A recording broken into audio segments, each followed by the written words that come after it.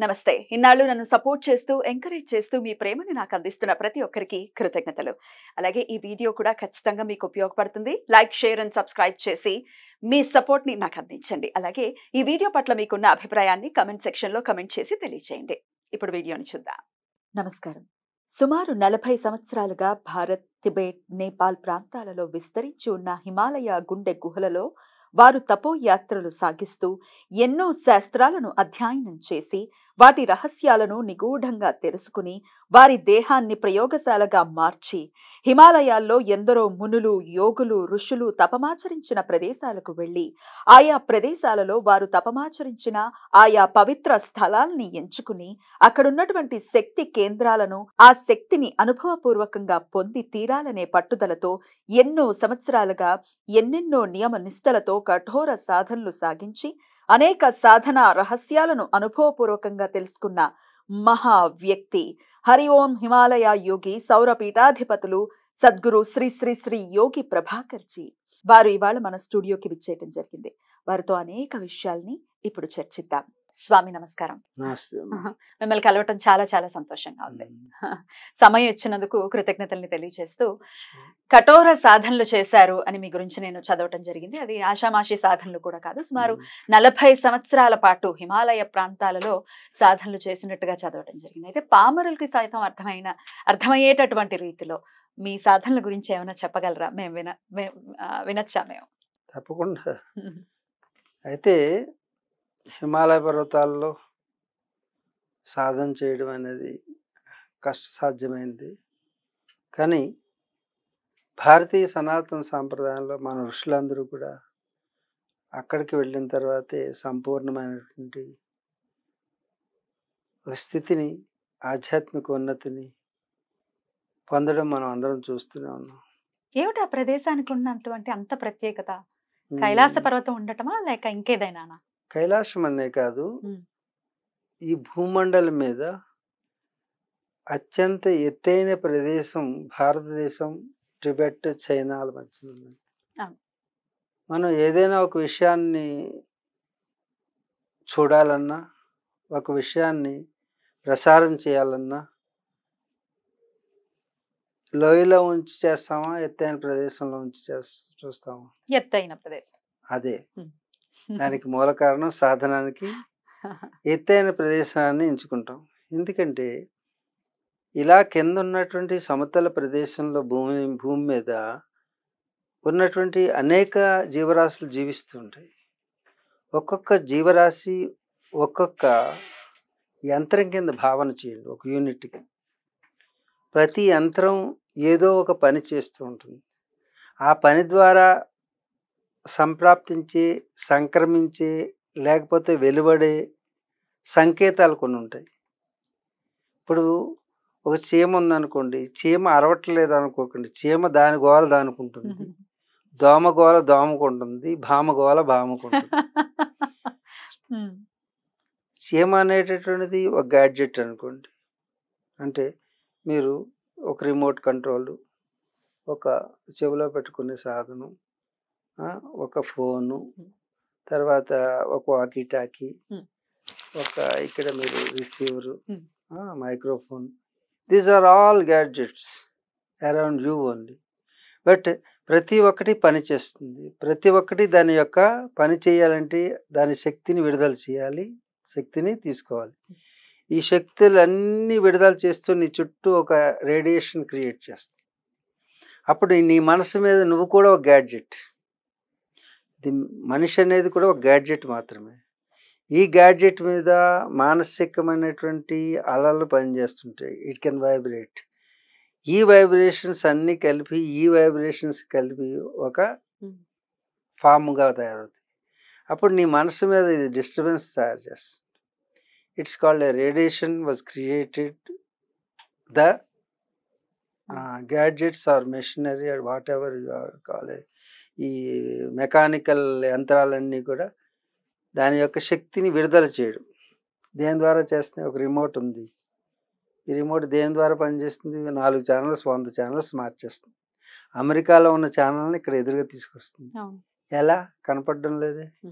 నీకు కనపడకుండా ఒక అదృశ్య శక్తి పనిచేస్తుంది. దాన్ని ఏమంటారు? ఏమంటారు? దాన్ని ట్రాన్స్మిషన్ కాదు, రిమోట్. రిమోట్లో ఇది ఏది మారుస్తుంది? రిమోట్లో ఈ రెండింటికి మధ్యన అనుసంధానం చేసేది ఒక పవర్ ఏదో ఉంది. IR race. IR race, yeah, IR race అంటారు. ఇప్పుడు ఇన్ఫ్రారెడ్ రేస్, ఇదిగో ఇక్కడ నేను మాట్లాడుతున్నాను, ఆ కెమెరాకి నాకు మధ్యలో ఏమీ లేదు, కానీ కెమెరాలో క్యాప్చర్ చేస్తుంది. It can relieve and it transmits and అది తీసుకుంటుంది కదా. ఈ రెండింటి మధ్యన ఏముందంటే ఏమీ లేదు. ఏమీ లేనట్టుగా కనపడుతూ ఉన్నటువంటి నీకు అన్నీ ఉన్నాయని తెలిసిందా ఇప్పుడు? అంటే IR is working, infrared rays are working. ఈ ఇన్ఫ్రారెడ్ రేస్ ఏమవుతుంది? ఈ మధ్యలో ఎవరున్నా సరే వాళ్ళ మీద వెళ్తుంది కదా. ఇలాగే ప్రతి మనిషి ఆలోచన మీద వీటి ప్రభావం పనిచేస్తుంది. అందుకే ఇక్కడ ఆలోచించే గ్యాడ్జెట్స్ అన్నీ ఏంటి?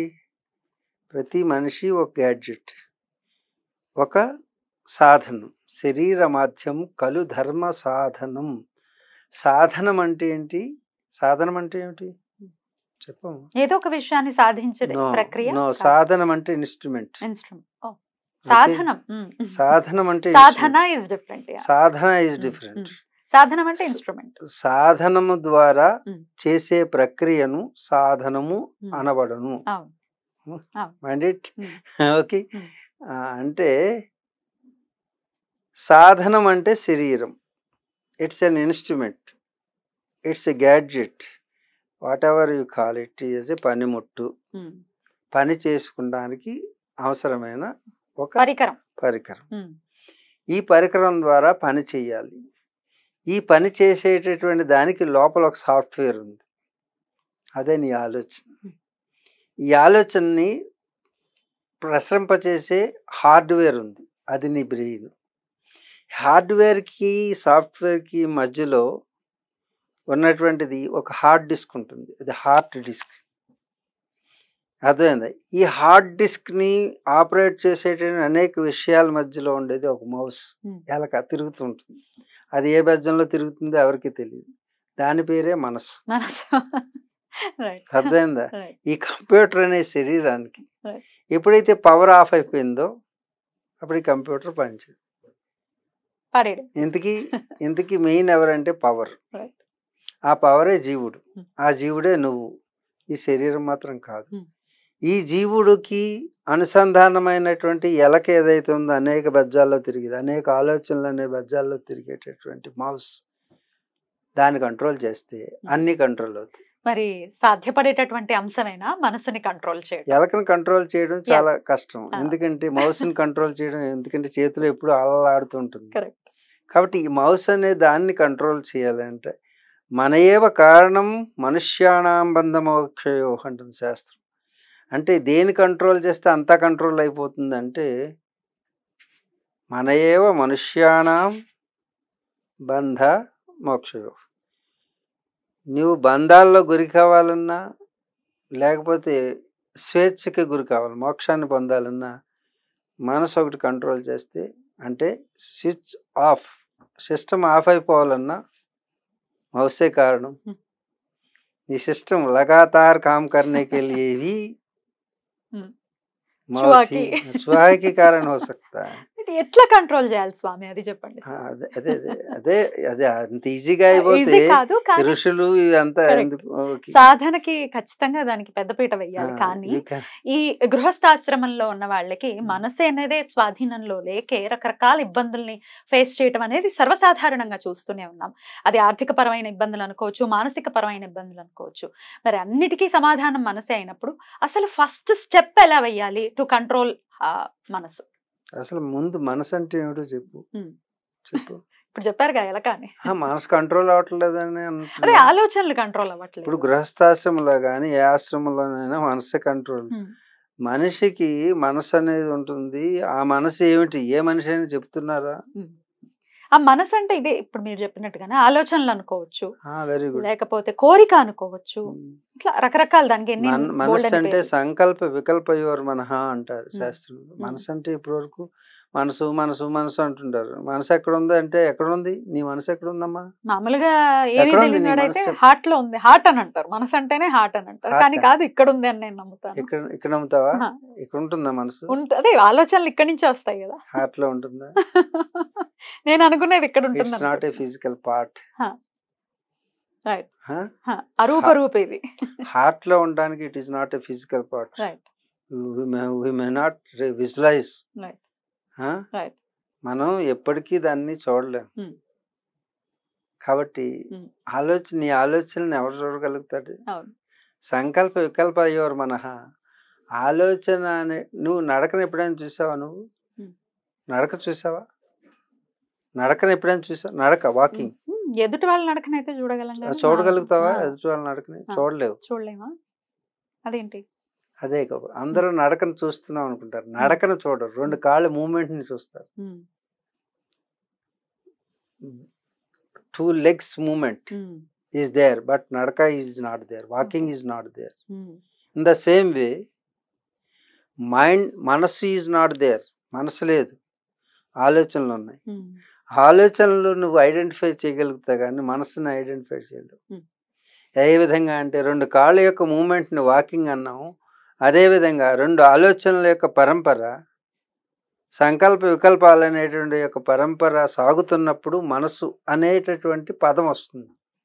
అసలు మనసు లేదు నిజానికి. ఉమ్, ఉమ్. ఆలోచనల యొక్క పరంపరే మనసు. మరి ఆలోచనల్ని మరి కంట్రోల్ చేసుకోవటం ఎలా? అసలు కంట్రోల్ అయిపోయిందంటే దాని పేరు సమాధి. ఓకే. అంటే ఇక ఈ వేషం ఉండదు, ఈ భాషలు ఉండవు, ఈ లోకం ఉండదు, ఏముండదు. ఇప్పుడు నేను ఇక్కడ కూర్చున్నాను అనుకో, ఒక 10 గంటలు మనసుని తీసేసాను అనుకో, నాకు 10 గంటలు 10 నిమిషాలు కూడా కాదు. చుట్టూ ఉన్న ఈ వేడి నాది వేడి కాదు. ఎందుకంటే ఇంద్రియాలు డిస్కనెక్ట్ అయిపోతాయి. చూసే కన్ను చూడదు, వినే చెవి వినదు. ఏంటమ్మా, ఉన్నావా? వింటున్నాను. ఉన్నావా అని అక్కడికి వెళ్ళిపోతావు. అప్పుడు చూడు ఈ మాటలు వినపడు. అవును. హలో ఎక్కడికి వెళ్ళావు అని అడుగుతుంటాం. అంటే మనస్సును ఎక్కడికో ఇంకొక దాని మీద ఎంగేజ్ చేస్తాం. ఇక్కడ ఉన్నటువంటి ప్రదేశం కానీ, ఇక్కడ ఉన్నటువంటి దేశం కానీ, ఇక్కడ ఉన్నటువంటి ఉద్దేశం కానీ, ఇక్కడ ఉన్నటువంటి సందేశం కానీ డిస్కనెక్ట్ అయిపోతుంది. అంటే ఈ భౌతిక ప్రపంచానికి కనెక్ట్ అయి ఉండేటటువంటిది ఎవరు? మనసు. లింక్ అయ్యేది. నువ్వు నీ భర్తని భర్త అనుకుంటున్నావు కాబట్టి భర్త అయ్యాడు, అనుకోకపోతే భర్త కాడు. భర్త అయినప్పటికీ నీ కొడుకు, నీ కడుపును పుట్టిన కొడుకుని కొడుకు అని అనుకుంటే నీ కుమారుడు పుత్రుడు అవుతాడు. అనుకునేది ఎవరు? ఆ కల్పన చేసేది మనసు. It was recorded there. ఆ కల్పనలో సుఖం ఉంది అనుకున్నాం అనుకో, మంచి కష్టాన్ని కూడా సుఖంగా భావన చేస్తాం. అదే మనసులో సుఖాన్ని ఒళ్ళు మండిపోతుంది అన్నాం అనుకో, ఒళ్ళు మండిపోతుంది.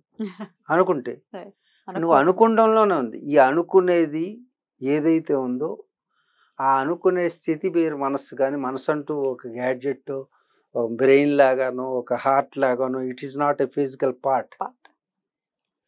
అది ఇప్పుడు మనం బెజ్జాల్లో దూరిపోయి ఎవరికి కనపడకుండా ఉన్న పంటను నాశనం చేసేటువంటి ఎలకను పట్టుకోవాలి వ్యవసాయంలో.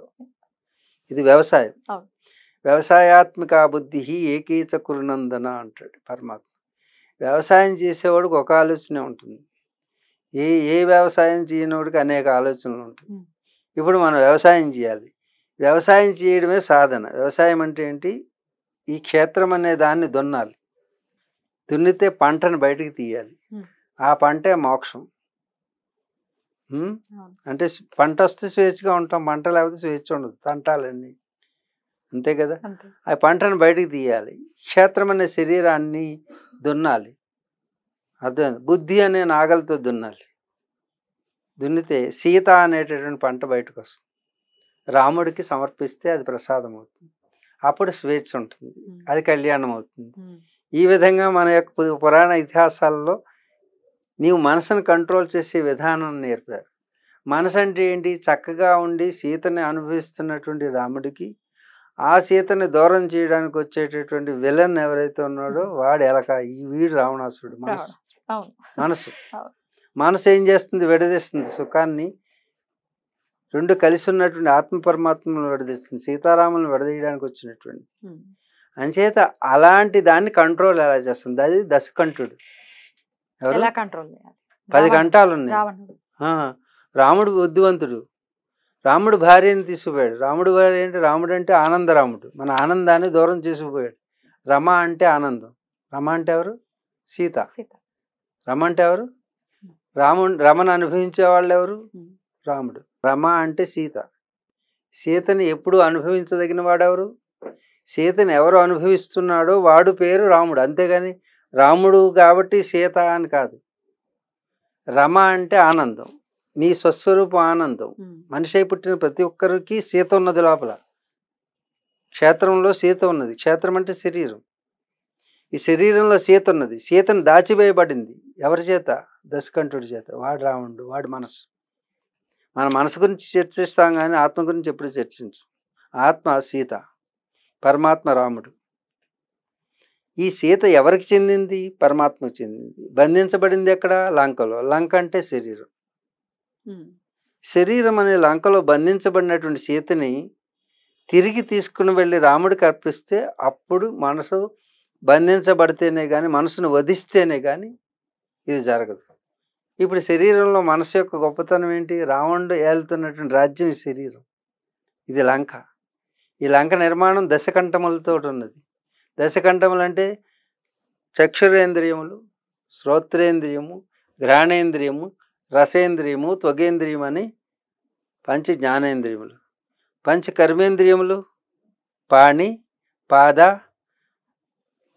వాణి, అలాగే ఉపస్థితేంద్రియము, గుదేంద్రియము, దశేంద్రియములు. వీటితోటే ఈ శరీరం అనే సామ్రాజ్యం నడుస్తూ ఉంటుంది.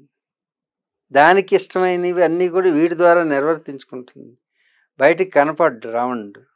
లంక అంతా కూడా ఎదురుగా సీసీ కెమెరాలు పెట్టాడు పైన లంకకి. సప్తప్రాకార నిర్మితమైనటువంటి లంక. పైన ఉన్నటువంటి గోడ బంగారు సువర్ణ లంక. ఇది దీన్ని చూసే మురిసిపోతుంటాం. అమ్మాయి అందంగా ఉంది, అబ్బాయి అందంగా ఉన్నాడని పాపం సంసారంలో దిగిపోతుంటారు. ఈ పైన ఉన్నటువంటి త్వగేంద్రియం చూసి బంగారం అనుకుని, అదే శృంగారం అనుకుని, అదే సింగారం అనుకుని ఈ సంసారంలో దిగిపోతూ రాముని చేత బంధించబడుతున్నారు. లంక అనేటటువంటి 7 layers ఆఫ్ స్కిన్, 7 ప్రాకారాస్. ఈ 7 గోడలు దాటితే లోపల మనసు ఉన్నది. అదే 7 గోడలు దాస్తే భగవంతుడు ఉన్నాడు. ఆత్మ ఉన్నది, పరమాత్మ ఉన్నాడు. అందుకే ఆలయాలకి సప్త ప్రాకార నిర్మాణం జరుగుతుంది. 7 గోడలతో కూడుకున్నటువంటి శారీరక స్థితిని దాటు, ఈ పాదార్థిక స్థితిని దాటి పారమార్థిక స్థితిని వెళ్ళు అని చెప్పడానికి 7 గోడలు మన యొక్క ప్రాకారాలు నిర్మించారు. అలాగే లంకకి 7 ప్రాకారాలు ఉండడానికి కారణం ఇది. ఒక్కొక్క ప్రాకారంలో ఉన్న వాటిని వివరణ చేస్తే మన యొక్క మనసును బంధించే విధానం వస్తుంది. లంకలో రావణాసురుడు ఉండే ప్రదేశం పేరు పుష్పక విమానంలో ఉంటాడు. ఆయన దేంట్లో ఉంటాడు? అది నేల మీద ఉండదు. లంక అంతా సముద్ర మధ్యలో ఉంది. మళ్ళా ఆ లంకలో ఉండేటటువంటి పుష్పక విమానం గాలిలో తేలియాడుతుంటుంది. గాలిలో తేలియాడేది ఎవరు? మనస్సు. దాంట్లో ఆలోచనల పరంపర కొనసాగుతూ ఉంటుంది. అది ఇక్కడ ఎలక అని చెప్పుకున్నాం, మౌస్ అని. ఎలక ఏ బెజ్జంలో దొరుకుతుందో, క్షేత్రం అనేటువంటి పంట పొలంలో పంటనంతా పెంట చేసి కనపడకుండా ఉంటుంది. కష్టపడిందంతా దోచేస్తుంటుంది. ఈ శరీరంతో కష్టపడిందంతా దోచేసేటటువంటి ఆలోచనల పరంపరే అనవసరాలకు ఖర్చు పెడుతుంటుంది. ఎవరో మోసం చేస్తుంటే ఆ మోసానికి గురి అయిపోతుంటుంది. షార్ట్ కట్లో నువ్వు 1,00,000 రూపాయలు పెడితే 10 లక్షలు వస్తాయంటే 1,00,000 రూపాయలు పోగొట్టుకుంటాడు కష్టపడి. ఎవరు కారణం దీనికి? నీ ఆలోచనల పరంపర కారణం. ఇది జరగదని తెలుసున్నా సరే జరుగుతుందేమో అని విశ్వాసం. ఎవరు నమ్మిస్తున్నారు? మోసం చేస్తున్నారు నీ మనసు. ఎవరో మోసం చేయరు బయట వాళ్ళు. బయట వాళ్ళు నిన్ను ఎవరు మోసం చేయలేదు. నువ్వు మోసపోవడానికి సంసిద్ధుడై ఉన్నావు కాబట్టి మోసం చేస్తారు. కాబట్టి దీన్ని కంట్రోల్ చేయడం పురాణ ఇతిహాసాలు చదువుకోవటమా లేకపోతే ధర్మాచరణ చేయటమా? అసలు ఎలా కంట్రోల్? అదే కదా, అందుకే శృతి, స్మృతి, పురాణ ఇతిహాసాలని వచ్చినాయి. శృతి అంటే వేదం, స్మృతి అంటే దానికి అనుబద్ధమైనటువంటి ధార్మిక చర్చ జరిగి ధార్మిక విధానాన్ని ఆచరించడం, పాపుణ్యాల యొక్క బేరీజ్ వేసుకుని ఏది చేస్తే మంచి అవుతుంది, ఏది చేస్తే కానీ శృతిలో ఉన్నటువంటి స్మృతిలోకి వచ్చేసరికి ప్రాపంచిక జనజీవన స్రవంతిని ఎలా నడిపించాలనేది వస్తుంది. తర్వాత పురాణాలు అంటే ధార్మికమైన జీవనం ఎలా గడపాలో ఆ పురాణాలు, అష్టాదశ పురాణాల ద్వారా, ఆ పురాణాల్లో దేవతల యొక్క క్యారెక్టర్ల ద్వారా చెప్తారు మనకి ఏది చేస్తే ఎలా పనిష్మెంట్ ఉంటుందో. ఆ తర్వాత కాలం మారుతూ వచ్చింది, దేవతలు అందరూ పోయారు, దేవతలు రావడం మానేశారు భూలోకానికి. ఇప్పుడు దేవతలు అయిపోయిన తర్వాత రాజులు వచ్చారు, పౌరాణిక గాథలు అంటే సోషియో ఫ్యాంటసీ స్టార్ట్ అయింది. అప్పుడు క్యారెక్టర్లు ఎలా ఉంటాయి? పురాణాల తర్వాత ఇతిహాసాల్లోకి వచ్చి రాముడి వేషధారణలో, సీత వేషధారణలో అదే ధర్మాన్ని తీసుకుని వచ్చి డ్రమటైజ్ చేసి రామాయణాన్ని డ్రామాయణం చేసి మనకు అందించారు. ఇలా ఇదిగో ఈ క్యారెక్టర్ ఇలా ఉంటే నేను పతితలు ఉన్నా చంపేస్తారు, ఇలాంటి తప్పు చేయకూడదని మనకు నేర్పడం కోసం ధార్మిక జీవనాన్ని వచ్చినవి ఇతిహాసాల్లో రామాయణ మహాభారతాలని అర్థమైంది. తర్వాత ఆగమాలు, శృతి, స్మృతి, పురాణ, ఇతిహాసాల తర్వాత ఆగమాలు వచ్చినాయి. ఆగమాలు ఏం చేస్తుంటే పరంపరని మన యొక్క ఇప్పుడు మనం ఎలా ఉన్నాం ఈ క్యారెక్టర్లోకి తీసుకొస్తుంది.